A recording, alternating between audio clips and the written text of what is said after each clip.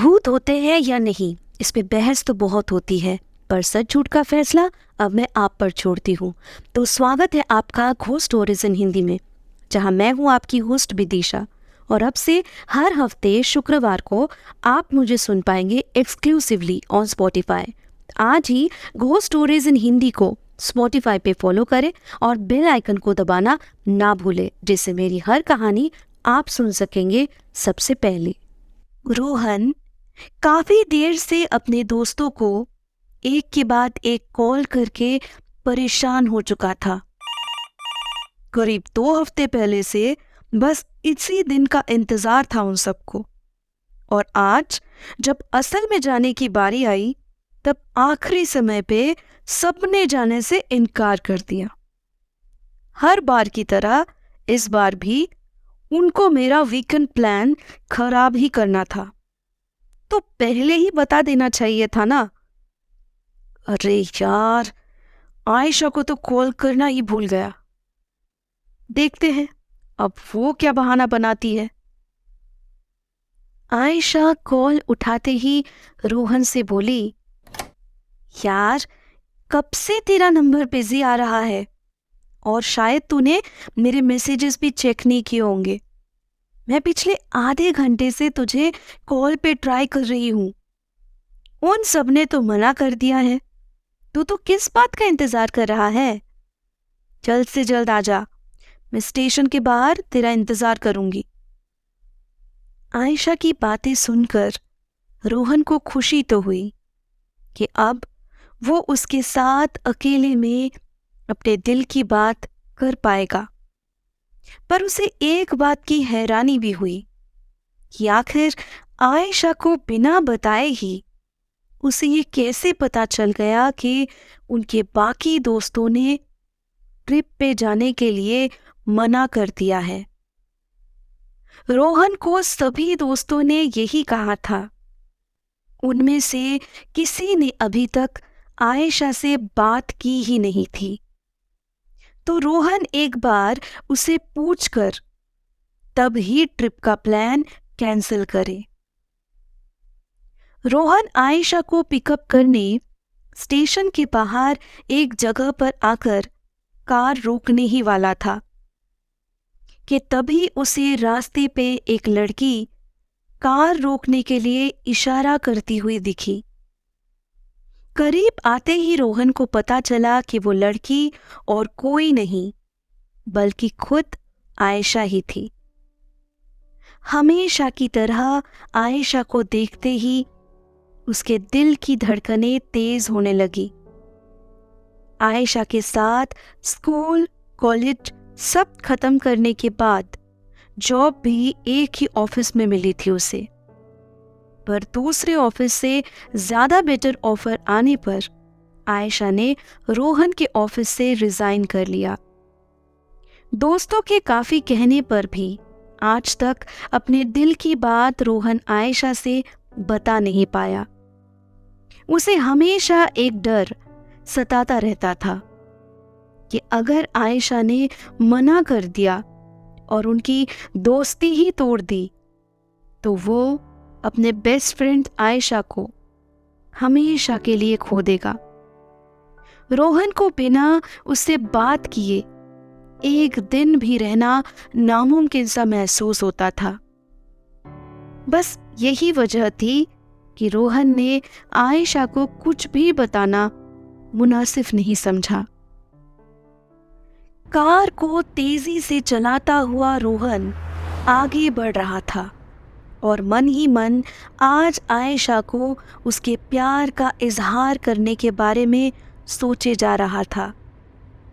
आयशा की चुप्पी तोड़ने के लिए रोहन ने कहा, देख यार, आगे से ना मैं कभी ऐसे उन लोगों को ट्रिप के लिए कहूँगा ही नहीं। पता नहीं उनको हमेशा से क्या ही मज़ा आता है कि आखिरी वक्त पे काम या दूसरा कोई बहाना बनाकर सब गड़बड़ कर देते हैं। तू क्या कहती है आयशा? आयशा ने सर हिलाकर हाँ कहा। रोहन शायद समझ पा रहा था कि उसे यूं अकेले घूमने का मन नहीं था, अपनी सहेलियों के बिना आयशा उदास सी हो गई थी। इस ट्रिप के लिए काफ़ी सारी प्लानिंग जो की थी उन लोगों ने। रोहन का भी मन नहीं लग रहा था अपने दोस्तों के बिना, पर वो इन सब बातों को जाहिर नहीं करना चाहता था। उस रास्ते से कोई और गाड़ी गुजर भी नहीं रही थी। बस सन्नाटे को तोड़ते हुए उनकी कार आगे बढ़े जा रही थी। रोहन को अंदर ही अंदर एक डर खाए जा रहा था कि क्या वो आज रात जल्द से जल्द हॉलिडे होम तक पहुंच पाएगा या नहीं। और तभी अचानक से मानो उसका ये डर सच में तब्दील हो गया, क्योंकि उस कार में अजीब सा कुछ आवाज़ होने लगा। रोहन कार का इशू जानने के लिए उस रोड के एक किनारे पे पार्किंग करता है और थोड़ी ही देर में उसे समझ आ जाता है कि अब वो कार आगे नहीं चल पाएगी। किसी मैकेनिक के अलावा उसे ठीक करना अब मुश्किल ही था। रोहन ने जहां से कार रेंट पे ली थी उनको कॉल करके सब बताता है, पर उनका कहना था कि इतनी देर रात शहर से दूर आकर कोई मदद करना उनके लिए मुमकिन नहीं है। कार के अंदर बैठकर रोहन आगे क्या करेगा, यही सोच में डूबा हुआ था कि तभी आयशा ने भारी आवाज में कहा, कहते हैं कि किसी जगह का नाम उससे जुड़े हुए किसी वजह से रखा जाता है। ठीक वैसे ही इस जगह का भी नाम उसके पीछे छुपे हुए राज के ऊपर निर्भर करके रखा गया था। इस जगह का नाम है भूथा, जिसका हिंदी में मतलब है डरावनी।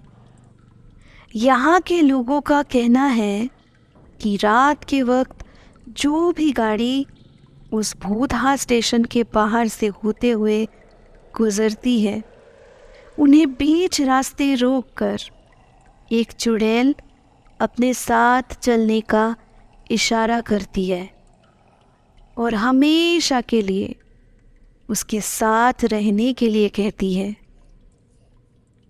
रोहन एक पल के लिए चुप रहकर बोला, ये सब तो क्या बोल रही है? मुझे तो पता ही नहीं था कि ये जगह हॉन्टेड माना जाता है। वो चुड़ैल तुझसे भी ज्यादा डरावनी दिखती है क्या? यार, मैं इन सब बातों में भरोसा नहीं करता।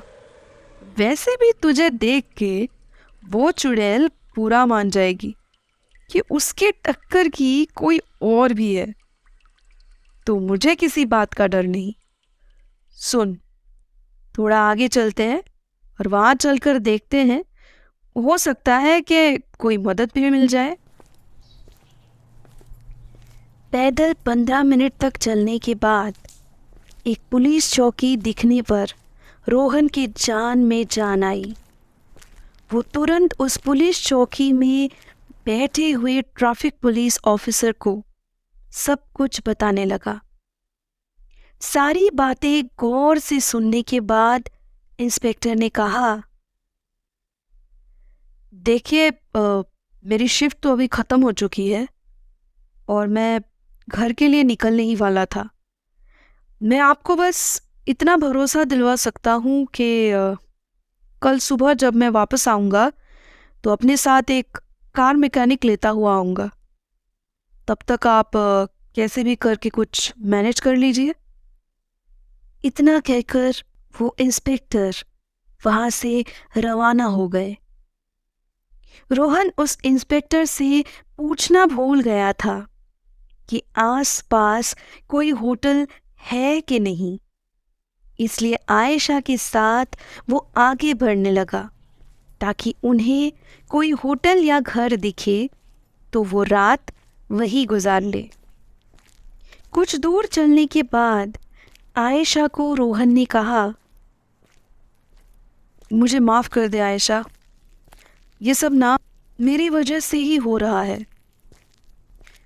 ना मैं तुझे यहाँ अकेले इस ट्रिप पे रेंटल कार पे लेके आता, ना वो कार यूँ बीच रास्ते ख़राब होती, और ना ही तू यूँ मेरे साथ मुसीबतों का सामना करती।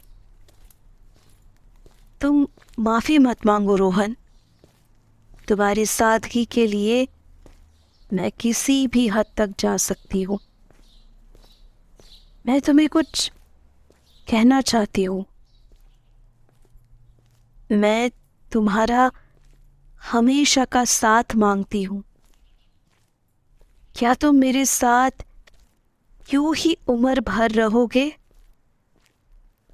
आयशा की बातें सुनने के बाद रोहन मानो खुशी से उछलता हुआ बोला, दूंगा, हमेशा साथ दूंगा। तुझे नहीं पता कि मैं तुझसे कितना प्यार करता हूँ। वादा करता हूँ, आज और अभी से मैं तेरा हमेशा साथ दूंगा। तुझे कभी भी अकेलेपन का एहसास नहीं होने दूंगा मैं।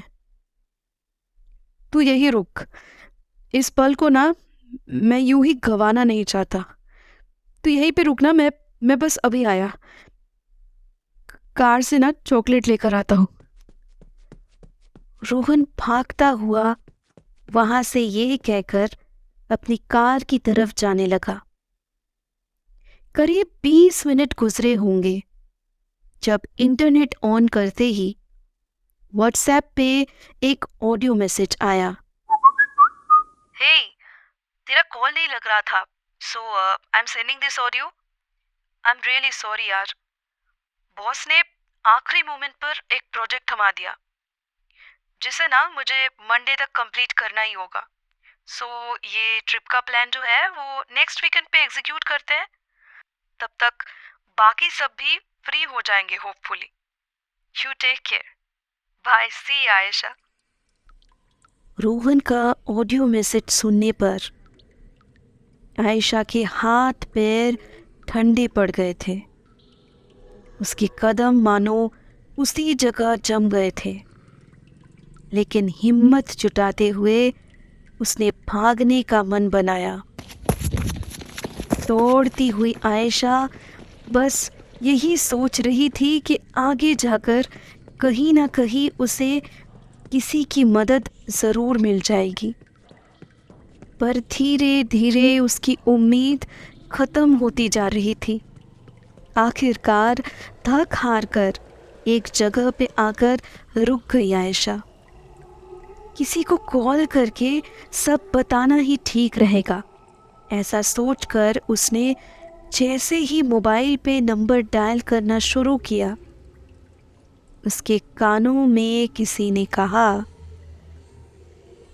यहाँ से भाग जाओ या कहीं और जाकर छुप जाओ, पर आज से मैं तो हमेशा तुम्हारे साथ ही रहूँगा। तुम्हें कभी भी अकेलेपन का एहसास नहीं होने दूंगा, वादा।